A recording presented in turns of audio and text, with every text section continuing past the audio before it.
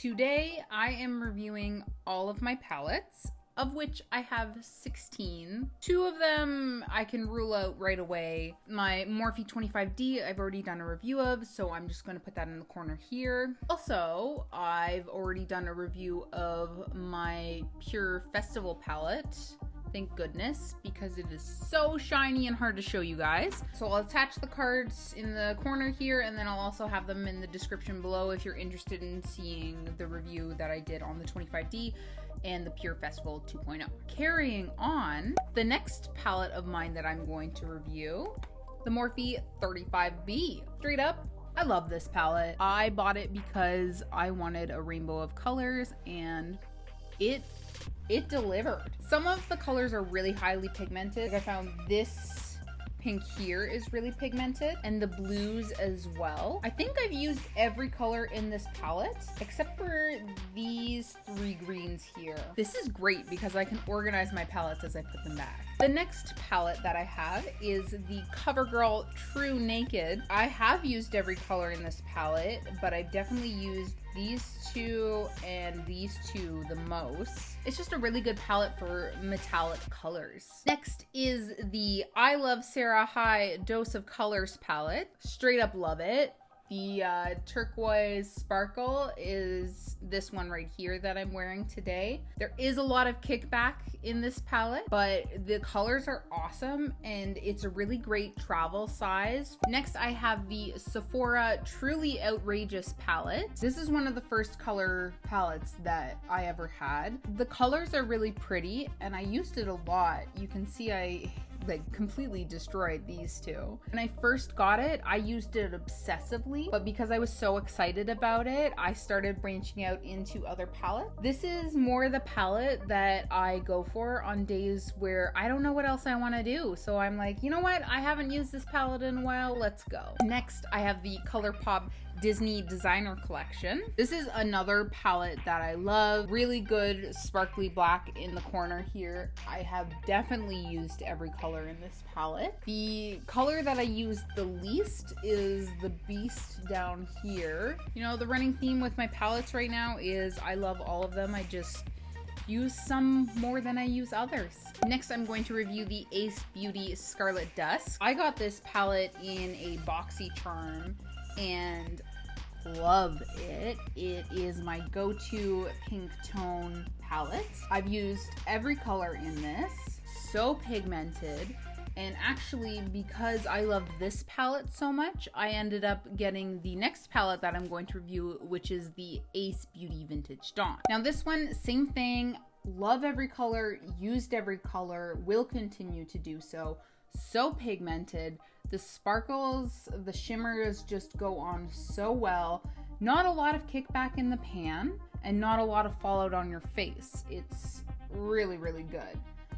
And I got this in a makeup swap that I did. My next palette is the Too Faced Natural Matte. One thing that I really love about the Too Faced palettes is they smell heavenly. This is the perfect palette for one of those days where you're like, I don't know what I want to do, and you're not looking for like a crazy out there look. If you just want something simple and natural, this palette is fantastic for that. I also think it's a really good beginner palette because your transition shades are really big, and then you can kind of mix and match and combine different colors to get different looks. But if you don't want to go outside of that, you can just stick with the lines. I mean, you've got your brown row, your purple row, and your kind of like orangey brown row.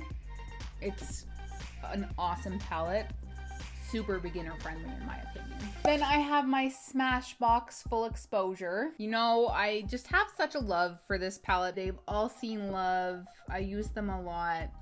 The only downside to this palette is I find the black isn't very pigmented. It doesn't stay on very well. But otherwise, there's not a lot of kickback on the palette itself. There is fallout on your face, but it's pretty easy to wipe away. Then I have another Too Faced palette. This palette, it's also seen a lot of love. Got this as a birthday present. It's traveled with me a few times, so it's popping out. I should probably invest in a magnetized empty palette so I can put those in here because it's just so perfect. You can do a glam, you can do a natural, and the smell. Too Faced and Ciate are probably the only companies that I will accept scented products from because they do a good job. Now I have my Storybook's Cosmetics Robin Hood palette. As you guys know, I mostly use these two here for my eyebrows. The colors just match very well. I have used the other colors, but I haven't used them too much. I find the greens aren't very pigmented. They don't stay on your skin very well. Same thing with the yellows. Honestly, the only ones from this palette worth having are these two here. This I actually got in my first BoxyCharm ever, and I was really excited to get this palette because I wanted green eyeshadows, and I really wanted, and I always love a gold shimmer. So I was really, really excited to get it. So I was pretty disappointed that I didn't end up liking these 4 colors, and I don't use them that often. Next, I have my 3 NYX Ultimate Shadow Palettes. I'm gonna start with this one. It's seen the most love. These 2 rows I use all the time. This row is kind of an infrequent, like, oh, I'm just gonna add a little shimmer on top here. For a long time, I didn't think I could pull off coral colors, so I was really excited when I got this palette and I tried it out, and I just loved it so much. I think I wore a combination of this first row here for a solid month. This palette was so much fun to play with. Okay, my shame buy here. I bought this palette because at the time that I purchased it, I did not have a gold shimmer or gold shadow available in the palettes that I had. So I literally bought it for this guy right here because I was going to a Harry Potter pub crawl and I wanted the red and gold tones. I barely use this palette. They're not very pigmented. They don't have very good stay power. Not a big fan of this palette. The black is nicely pigmented, but as I mentioned, not a lot of stay power. Finally, my last NYX palette. This was given to me by a friend who had bought it and found that she never used it. I like it a lot. You know, pastels are really big right now, and I just can't bring myself to buy a pastel palette. So this is perfect for when I want a pastel look, especially these 2 colors right here. Definitely used every color in this palette, including the greens. There's not a lot of kickback in the pan. There's not a lot of fallout on my face. The colors are really bright. Same thing as with the other NYX palette though. This one right here. The stay power isn't great. Definitely have to use primer and setting spray to get the most use out of it. But I was really excited when my friend gave this to me because I was really looking for a good mint, and this palette nailed it for me. Not gonna lie, I thought 16 palettes would take a lot longer to review. I really like reviewing my collection with you guys. Let me know in the comments below what your favorite palette is that you've ever gotten. As always, you've made it this far, so you love my vibe.